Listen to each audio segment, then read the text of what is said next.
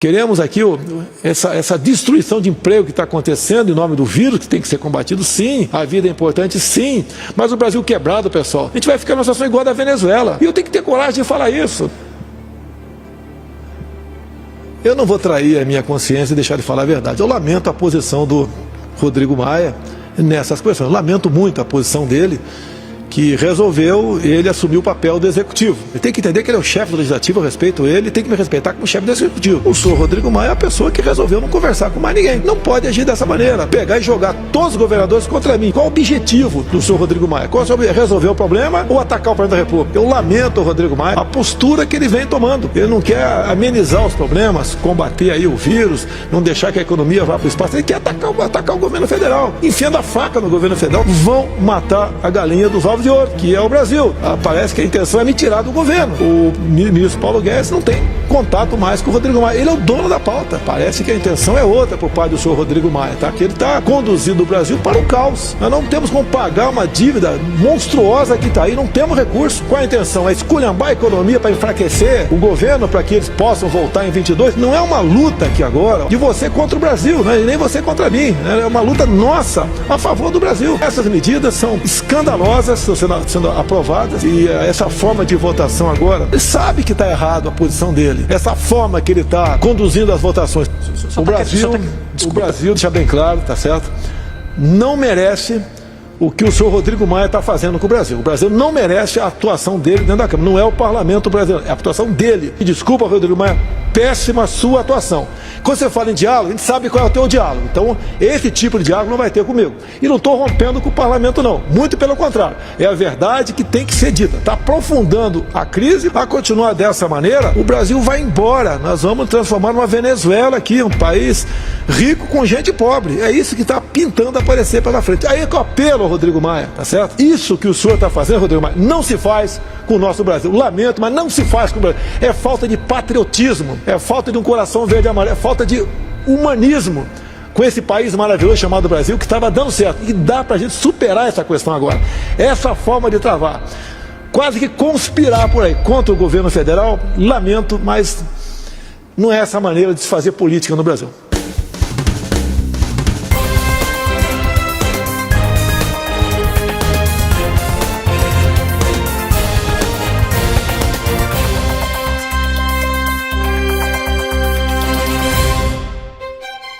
Eleito deputado federal com pouco mais de 74 mil votos, as atitudes de Rodrigo Maia, presidente da Câmara dos Deputados, têm causado estranheza junto à população, diante dos vários momentos que tem tentado cruzar a linha divisória de suas responsabilidades e atingir a área do executivo, onde o presidente Jair Bolsonaro foi eleito com mais de 57 milhões de votos para comandar o país. O ruído aumentou quando o presidente Jair Bolsonaro desabafou através de entrevista à emissora CNN e expôs a situação envolvendo o presidente da Câmara e a suspeita de que, inclusive, tanto Maia quanto Alcolumbre estariam articulando para permanecerem na presidência da Câmara e do Senado, contrariando até a Constituição, que proíbe que presidentes da Câmara e do Senado sejam reconduzidos ao posto na mesma legislatura. Para alterar esse quadro, o Congresso precisaria aprovar uma proposta de emenda à Constituição e ainda alterar o regimento das duas casas. Ocorre que, inclusive argumentos ou utilizando argumentos da crise do corona, o Congresso poderia adotar uma fórmula e permitir a reeleição de Maia e Alcolumbre. Já há um bom tempo, os brasileiros olham com desconfiança para o atual presidente da Câmara dos Deputados, sobretudo pelo seu retrospecto.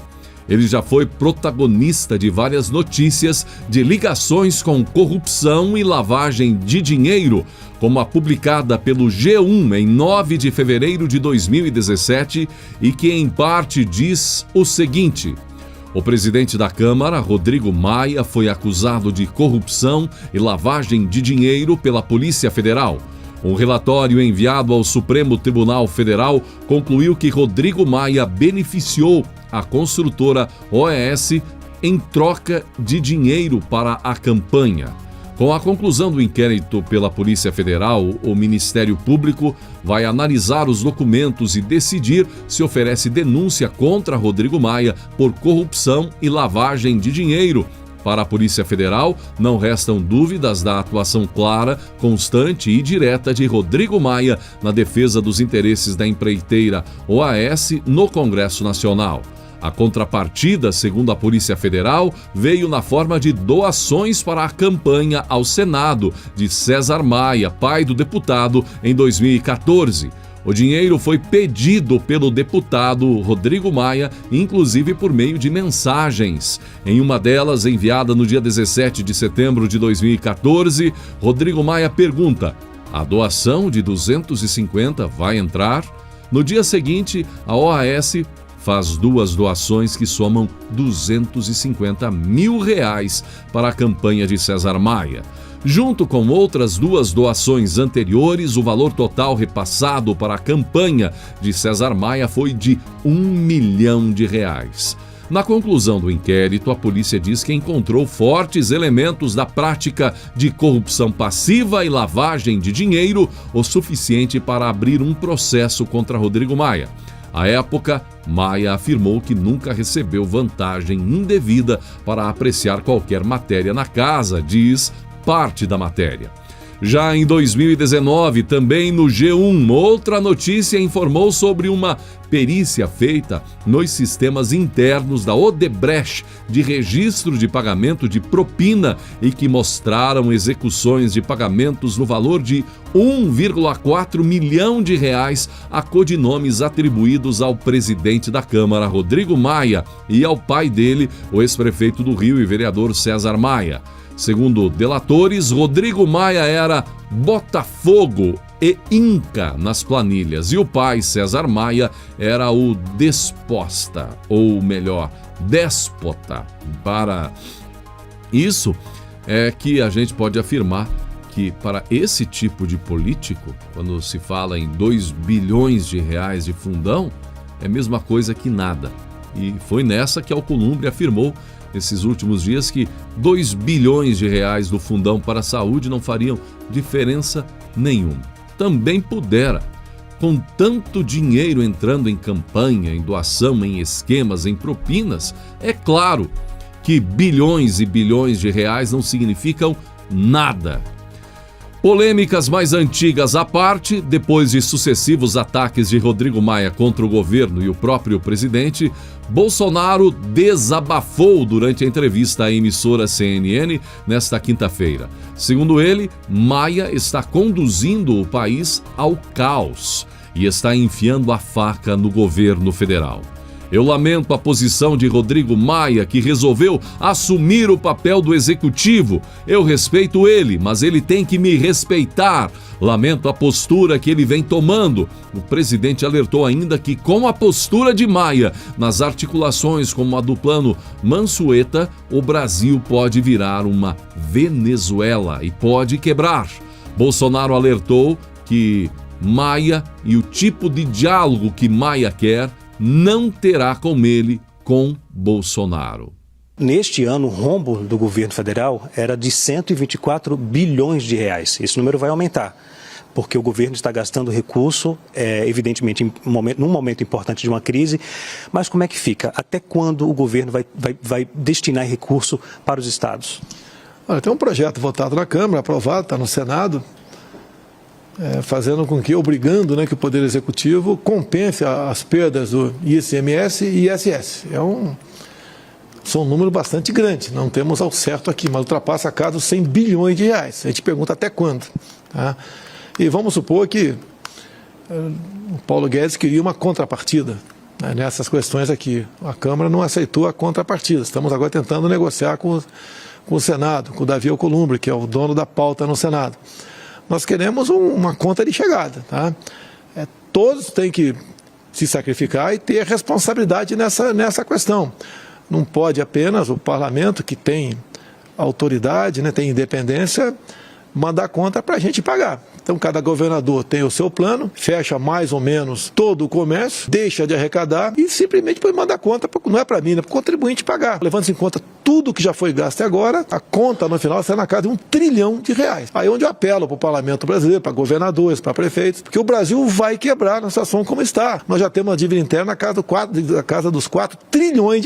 Vamos passar para 5 trilhões. Se a nossa economia desajustar, tiver que porventura voltar a crescer, a nossa dívida vai crescer de forma tal que vai ficar impagável. O Brasil vai entrar numa insolvência, né? E dá tempo de salvar o Brasil ainda. Então a gente pede para todo mundo, da forma como está sendo proposta, sem qualquer contrapartida, não está sendo bem conduzido. Então apelo agora que está no Senado Federal que faça os devidos acertos na proposta que eu quero sancionar. E os governadores, por sua vez, tá? Repensem a questão desse confinamento, desse fecha tudo. Não dá para continuar assim porque a economia vai embora. E a economia indo embora, vão embora os empregos, tá certo? O pessoal ficando desempregado, aumenta a violência, aumenta a fome, problemas sociais podemos ter gravíssimos, podemos chegar num ponto tal que você não recupera mais a economia. E isso é bem claro. Estamos preocupados com as vidas? Sim, estamos. Mas o desemprego vai matar muito, mas muito mais do que poderá matar agora a questão do vírus. O governo da Câmara, Rodrigo Maia, ele queria impor uma contribuição de todos os servidores do Brasil na casa de 25%. Quem ganhasse aí R$2.000 ia deixar de ganhar R$500. O Paulo Guedes, que buscou um meio termo nisso aí, propôs não ter reajuste até 31 de dezembro do ano que vem. A proposta do Paulo Guedes é menos agressiva do que o do Rodrigo Maia. Quem paga aluguel, condomínio,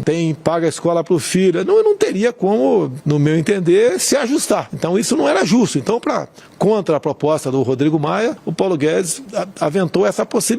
E não foi acolhida pela Câmara. Agora, a conta está toda em cima do Poder Executivo Central, que somos nós. Nós não aguentamos isso. Se eu pudesse, eu daria R$1 trilhão para cada estado. Mas não somos uma economia dos Estados Unidos, tá certo? E não podemos fazer isso aí. Então, o que a gente pede aos deputados e senadores, vamos atender os governadores, mas tem que ter uma contrapartida, senão vocês vão matar a galinha dos ovos de ouro, que é o Executivo Federal.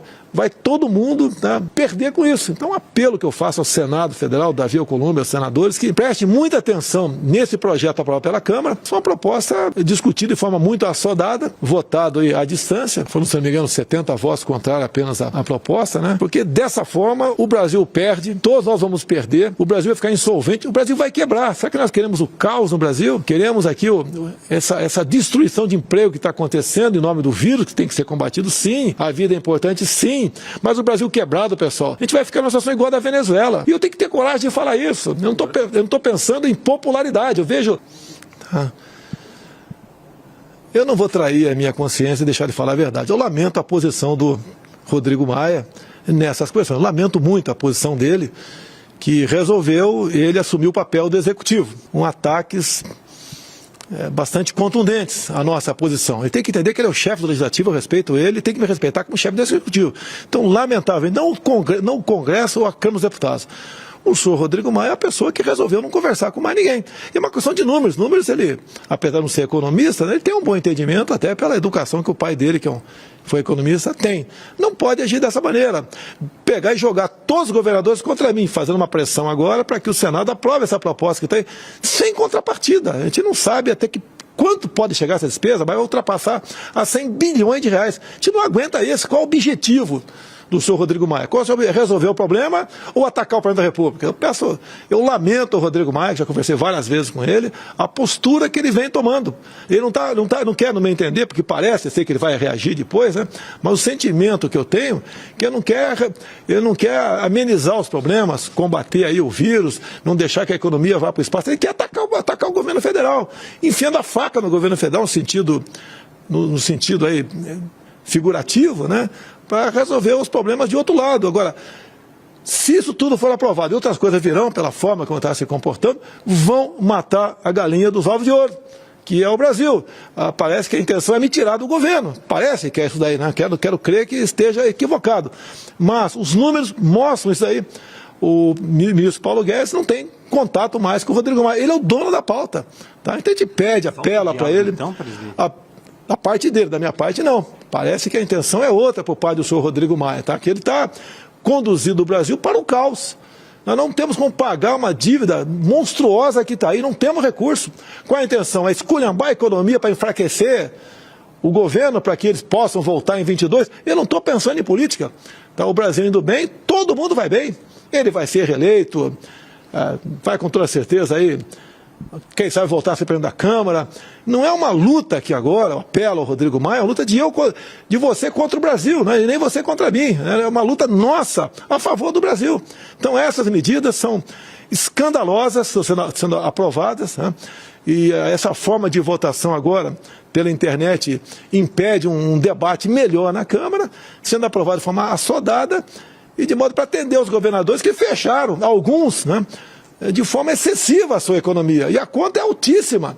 A ICMS, que não foi arrecadado por eles nesse fechamento da economia, bem como ISS para município. É uma conta que a gente não sabe o valor que ela tem a ver. Paulo Guedes fez uma proposta, fez uma contrapartida contra a proposta do Rodrigo Maia, que queria sequestrar 25% do salário dos servidores, de todos os servidores, estadual, municipal e federal, e a proposta do Paulo Guedes foi mais amena, no meu entender, muito mais racional. Não ter reajuste até 31 de janeiro, até 31 de dezembro do ano que vem. O que o senhor acha que deve haver para poder acontecer uma economia de recursos no país? Nem precisa conversar com o Rodrigo Maia, ele sabe que está errado a posição dele, essa forma que ele está conduzindo as votações. No primeiro encontro que tinha com os governadores, aproximadamente um mês, eles mandaram uma carta, nós fizemos videoconferência com todos eles, tá certo? E nós atendemos no que eles queriam e mais alguma coisa. Agora, não houve um segundo momento de negociação. Pegaram um projeto, o Plano Mansueto, e resolveram simplesmente a parte que interessava para eles aprovar, a parte que não interessava não aprovava. Agora, o Brasil, deixa bem claro, tá certo? Não merece o que o senhor Rodrigo Maia está fazendo com o Brasil. O Brasil não merece a atuação dele dentro da Câmara. Não é o parlamento brasileiro, é a atuação dele. No meu entender, me desculpa, Rodrigo Maia, péssima a sua atuação. Quando você fala em diálogo, a gente sabe qual é o teu diálogo. Então, esse tipo de diálogo não vai ter comigo. E não estou rompendo com o parlamento, não. Muito pelo contrário. É a verdade que tem que ser dita. E nós sabemos que o Brasil está vendo muito bem. Essa é a questão do vírus. Interessa para todos nós, né, uma maneira de solucioná-lo, mas dessa forma está aprofundando a crise, está botando uma conta no meu colo, que vai chegar o total na casa de R$1 trilhão, e o Brasil não dispõe disso aí. A continuar dessa maneira, o Brasil vai embora, nós vamos transformar numa Venezuela aqui, um país rico com gente pobre. É isso que está pintando aparecer pela frente. Aí que eu apelo ao Rodrigo Maia, tá certo? Sou obrigado a fazer isso aqui, tá certo? Falaria pessoalmente com ele, caso ele queira conversar comigo, estou à disposição. Isso que o senhor está fazendo, Rodrigo Maia, não se faz com o nosso Brasil. Lamento, mas não se faz com o Brasil. É falta de patriotismo, é falta de um coração verde e amarelo, é falta de humanismo com esse país maravilhoso chamado Brasil, que estava dando certo. E dá para a gente superar essa questão agora. Essa forma de travar, quase que conspirar por aí contra o governo federal, lamento, mas não é essa maneira de se fazer política no Brasil. Rodrigo Maia adotou a vitimização como estratégia. Também em entrevista à emissora CNN Brasil, o presidente da Câmara dos Deputados disse que Bolsonaro joga pedras, mas o parlamento vai jogar flores ao governo federal. Nas redes sociais, o filho do presidente, vereador do Rio, Carlos Bolsonaro, comentou sobre a vitimização de Maia. Botafogo ataca diariamente o presidente nas entrelinhas como um belo frouxo e, quando recebe uma resposta aberta, incorpora a Madre Teresa. Quanto tempo até vir com papinho de que está sendo atacado por robôs do gabinete do ódio, como se a humanidade morresse de amores por ele? Questionou Carlos. A opinião do povo brasileiro, da maioria do povo brasileiro, é bem clara sobre Rodrigo Maia. E não é possível que ele não saiba. O fato, por exemplo, de tantas viagens utilizando aviões da Força Aérea Brasileira em 2019, 200 e tantas viagens, possivelmente seja pela sua dificuldade em utilizar aviões comerciais, em andar junto à população. Agora, para determinados políticos brasileiros, pouco importa o que nós pensamos. Eles sabem como lidar e adquirir os votos que precisam nas eleições. É por isso que vemos tantos que permanecem por tanto tempo usufruindo das benesses do poder e do nosso dinheiro. Para eles, pouco importa o que pensamos. O momento mais importante de suas vidas e o momento em que nós temos alguma importância é durante as eleições. Dias Toffoli, por exemplo, presidente do STF, elogiou nesta sexta-feira, dia 17, o presidente do Senado, Davi Alcolumbre, e também o presidente da Câmara, Rodrigo Maia, ambos do DEM, pelo modo como eles têm conduzido os trabalhos legislativos. O presidente da Câmara, Rodrigo Maia, e o presidente do Senado, Davi Alcolumbre, têm tido uma atuação muito responsável. Não estamos perdendo as premissas da responsabilidade fiscal. Isso é importante, seja os projetos que vieram do Executivo, do governo Bolsonaro para o Congresso, seja aquilo que o Congresso está aprovando com responsabilidade fiscal, disse Toffoli. No entanto, Toffoli também é outro que certamente tem dificuldades de utilizar aviões comerciais, andar em meio ao povo. E não é o que o presidente Bolsonaro tem afirmado, considerando que se o país seguir como articula Maia, o Brasil vai quebrar. E o que se sabe a respeito de alguma formação de Toffoli para compreender de economia, por exemplo, para garantir que realmente o caminho do país com o que Maia, Alcolumbre e outros políticos têm articulado não seja realmente o caminho da Venezuela.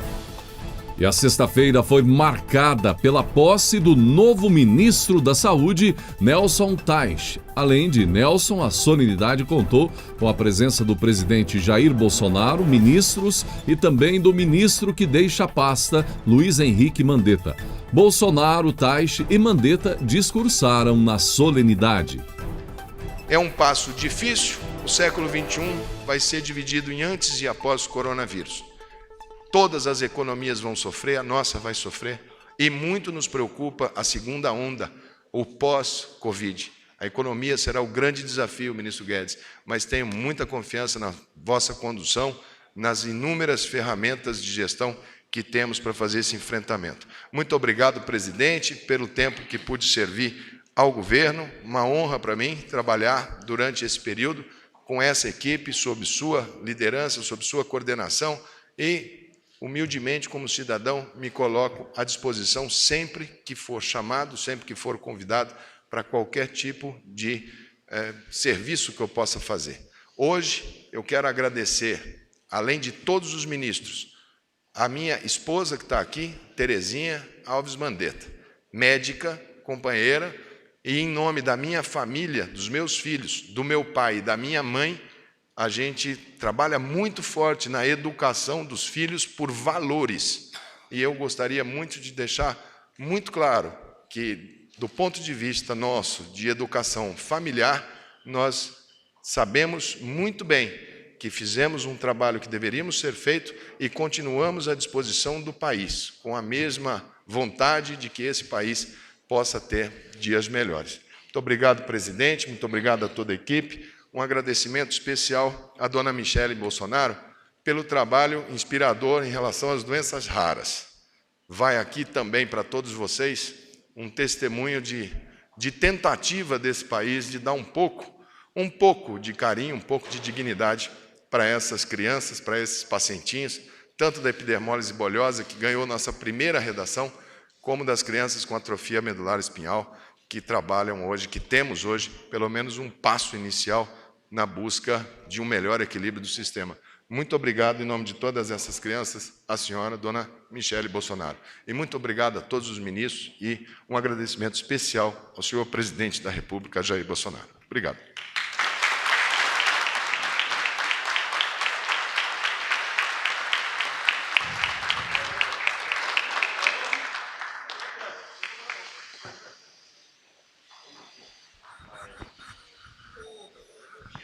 Hoje eu recebo certamente o maior desafio da minha vida profissional.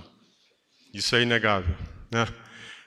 Ter oportunidade de compor o governo federal num momento tão difícil como esse para a sociedade, para o mundo, e ter a oportunidade de ajudar as pessoas desse país, isso é uma oportunidade única. O foco que a gente tem aqui, em tudo que a gente vai fazer, é nas pessoas. Por mais que você fale em saúde, por mais que você fale em economia, não importa o que você fala, o final é sempre gente. E é isso que a gente vem fazer aqui, trazer uma vida melhor para a sociedade e para as pessoas do Brasil. Uma das características dessa doença que a gente vive hoje, que é a Covid-19, é a pobreza de informação sobre a doença, sobre a evolução dela, sobre possíveis tratamentos.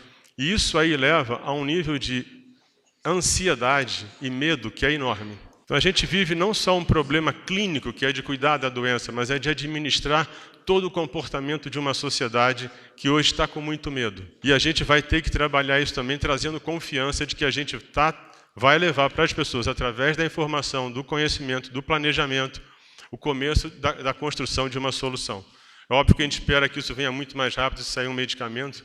Vacina demora um pouco mais, mas isso é uma opção. E uma das coisas que vai nortear a gente é essa parte da informação, capturar isso cada vez melhor, mais detalhado. Uma das coisas que é importante fazer nesse momento é juntar o que a gente tem de informação na saúde, em outros lugares, em outros ministérios, e trabalhar isso de uma forma para a gente tentar ampliar esse volume de informação, trabalhar o detalhamento dele, olhar o que está faltando e desenhar um programa para que cada dia mais a gente entenda o que está acontecendo. Porque quando você sabe o número, quando você sabe o que acontece, as soluções vêm quase que naturalmente. O problema do desconhecimento é porque as suas decisões elas são muito mais uma coisa que você acha, você imagina, do que você realmente tem uma visão clara do que vai acontecer na frente, né? A gente não pode esquecer que as pessoas mais frágeis, as pessoas mais pobres, possivelmente vão ser aquelas que mais vão sofrer. Isso é natural em qualquer situação de crise, de doença, e a gente a atenção para essas pessoas vai ser total, né? Você tem que analisar todo dia o que está acontecendo, ver o que aconteceu até ontem, fazer um diagnóstico, fazer um planejamento e executar. A grande dificuldade realmente é você tirar as coisas do papel e das ideias e fazer com que aquilo aconteça na prática. É quando você realmente muda a história, quando você realmente ajuda as pessoas. Sempre falei que o nosso ministério é um time, né? E um time, de vez em quando, alguns jogadores são substituídos. Por vezes, por cansaço. Por vezes, naquele jogo, ou a partir daquele momento, a gente precise modificar o placar. Não há demérito para ninguém nesse momento. E todos torcem pelo time chamado Brasil. O Mandetta assumiu esse time conosco em janeiro do ano passado. Tenho certeza que ele fez o que ele achava que tinha que ser feito. Que eu dei liberdade aos ministros para buscar o melhor para o Brasil por meio do seu ministério. Eu tenho certeza que ele sai com a consciência tranquila. Agora podemos perguntar, né? Por que substituir? A visão minha é um pouco diferente do ministro que está focado no seu ministério. A minha visão tem que ser mais ampla. Os riscos maiores, logicamente, são sobre minha responsabilidade. Eu tenho o dever de decidir. Eu não posso me omitir. Eu tenho que buscar aquilo que, segundo o povo que acreditou em mim, deve ser feito. A visão do Mandetta, uma visão muito boa, era da saúde, da vida. A minha, além da saúde da vida, entrava o Paulo Guedes, entrava a economia, entrava o emprego. Desde o começo, eu tinha uma visão, ainda tenho, que nós devemos abrir o emprego. Porque o efeito colateral do combate ao vírus não pode ser, no meu ponto de vista, mais danoso que o próprio remédio. Então, essa briga de começar a abrir para o comércio, é um risco que eu corro. Porque se agravar, vem para o meu colo. Agora, o que eu acredito que muita gente já está tendo consciência é que tem que abrir. Hoje mesmo, acreditando na imprensa brasileira, vi uma matéria que 50% dos prefeitos estão divididos no tocante à abertura. Até pouco tempo era 100% o contrário, ou 99%. Eu tenho certeza que eles sabem dessa necessidade. Vocês sabem do que depender de mim, nenhum cidadão seria preso no Brasil por causa disso. A detenção, segundo a lei, é quem porventura estivesse disseminando de forma criminosa algo que afetasse a saúde de todos. Agora, aquelas cenas de prender mulheres na praia, em praça pública, ou um cidadão também, bastante forte, né? Sendo jogado no chão, colocado algemas, Eu não consigo entender isso daí.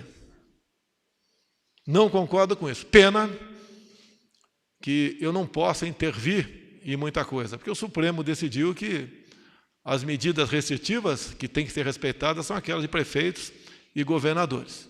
Essas prisões, mais que ilegais, atingem a alma de cada cidadão brasileiro. Não podemos admitir isso. Não vou pregar desobediência civil, mas medidas como essa têm que ser rechaçadas por todos nós.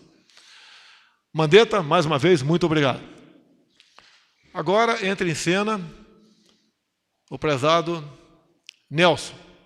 Junte eu e o Mandetta e divida por 2. Pode ter certeza que você vai chegar naquilo que interessa para todos nós.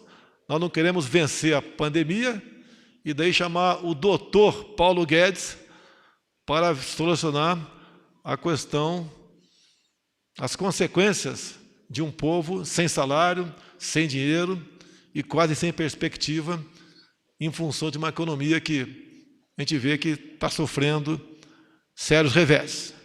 Então, prezado Nelson, meus parabéns pela coragem e pelo tempo que você agora dedicará em buscar a solução. Com toda certeza, vai sofrer um pouco a sua família. A gente pede compreensão à sua esposa, à sua família, porque o seu trabalho, assim como foi o do Mandetta, é muito dignificante para todos nós. Parabéns, Nelson. Deus te acompanhe, que você seja feliz e nos ajude, assim como o Mandetta ajudou, a buscar dias melhores para todos nós. No Twitter, dos 10 assuntos mais comentados na rede social, a hashtag Fora Maia liderou com grande folga boa parte das últimas horas. Textos com críticas, memes e vídeos de reportagem que retratam as muitas acusações que envolvem o nome do parlamentar colocaram o impeachment de Maia como uma necessidade urgente, por Maia representar uma ameaça para a democracia brasileira, além de não atender os anseios populares que colocaram Jair Bolsonaro no poder. Outro que levou uma saraivada de críticas na internet foi o governador do Rio de Janeiro. Wilson Witzel criticou em seu Twitter a decisão de de Bolsonaro, aliás, de demitir Luiz Henrique Mandetta do cargo de ministro da Saúde. Após a declaração, ele recebeu uma enxurrada de críticas e questionamentos dos internautas, a maioria sobre os contratos bilionários do estado do Rio que foram mantidos em sigilo. O governador disse parabéns pelo belo trabalho à frente do Ministério da Saúde, Luiz Henrique Mandetta. Nossa luta contra o corona continua e o novo ministro siga as orientações da OMS.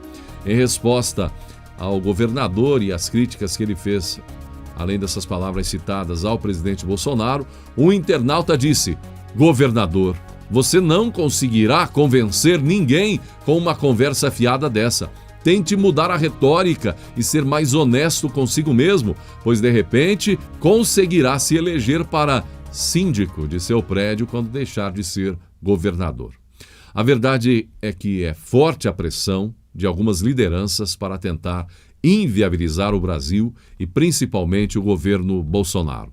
Com tudo o que está acontecendo no mundo, é algo assombroso o peso que está sendo estabelecido nos ombros da população, em uma briga clara entre esquerda e direita, de uma forma muito similar ao que já foi visto no passado.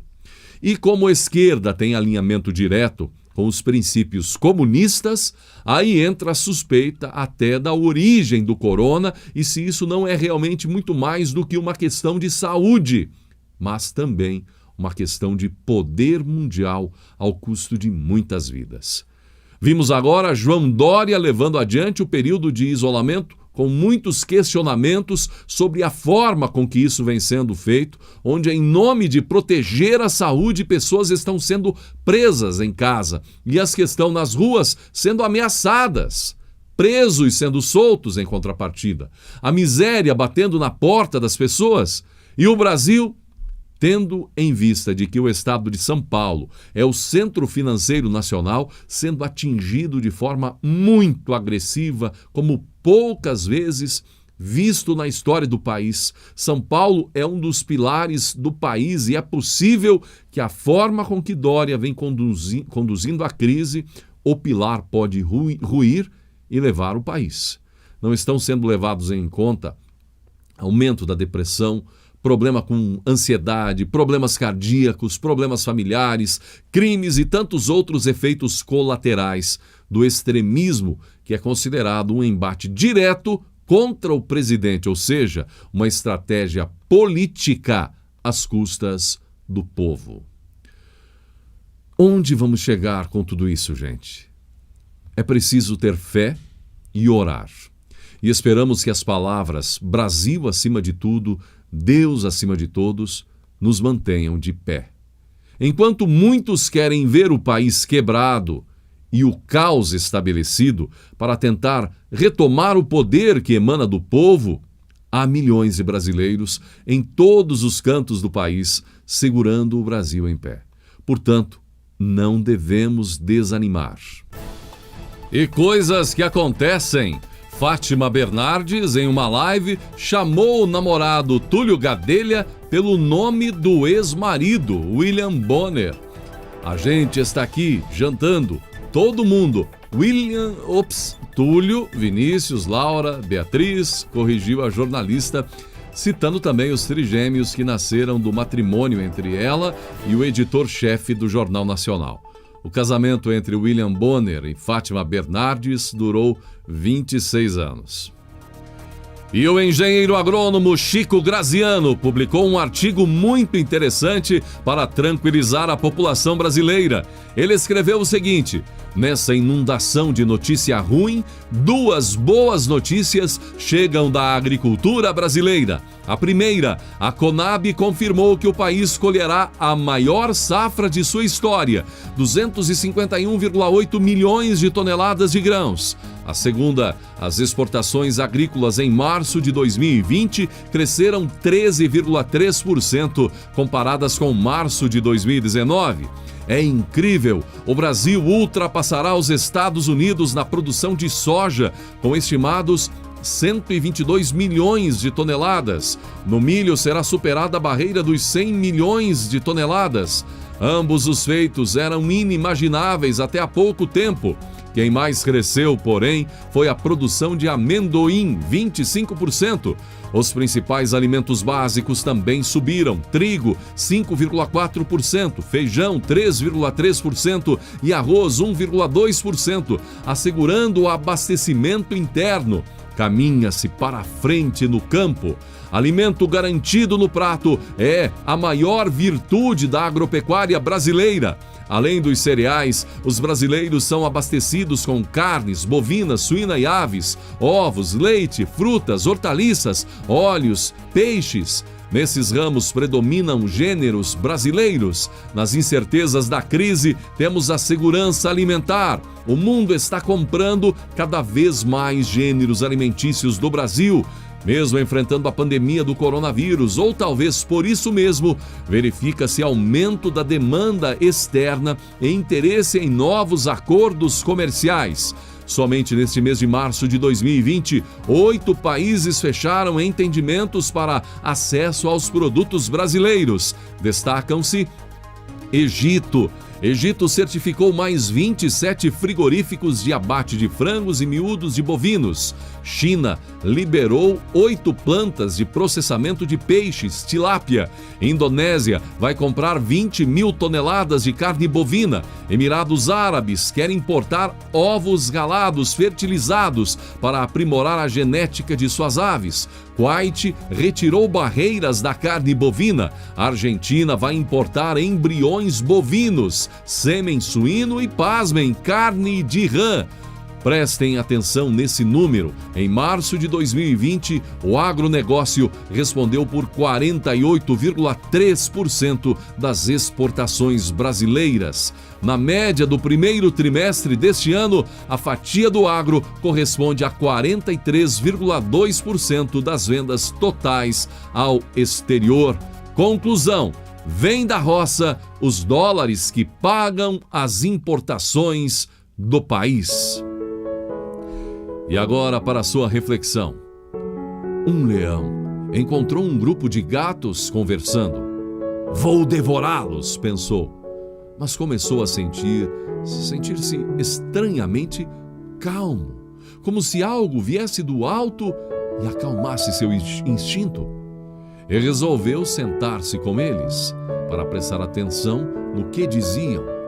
Se fazendo de gato, ele ouviu. Meu bom Deus, disse um dos gatos, sem notar a presença do leão. Oramos a tarde inteira, pedimos que chovessem ratos do céu. E até agora nada aconteceu, disse outro. Será que o Senhor não existe? Não nos ouve? O céu permaneceu mudo e os gatos perderam a fé. E o leão levantou-se e seguiu seu caminho pensando: veja como são as coisas. Eu ia matar estes animais, mas Deus me impediu. Mesmo assim, eles pararam de acreditar nas graças divinas. Estavam tão preocupados com o que estavam pedindo, com o que estava faltando, que nem repararam na proteção que receberam. Olhe para o alto, mas olhe com fé. Olhe para o céu, para as estrelas. Respire fundo. Tudo vai ficar bem. Gratidão pela sua atenção e que Deus abençoe a você, sua família e o nosso Brasil.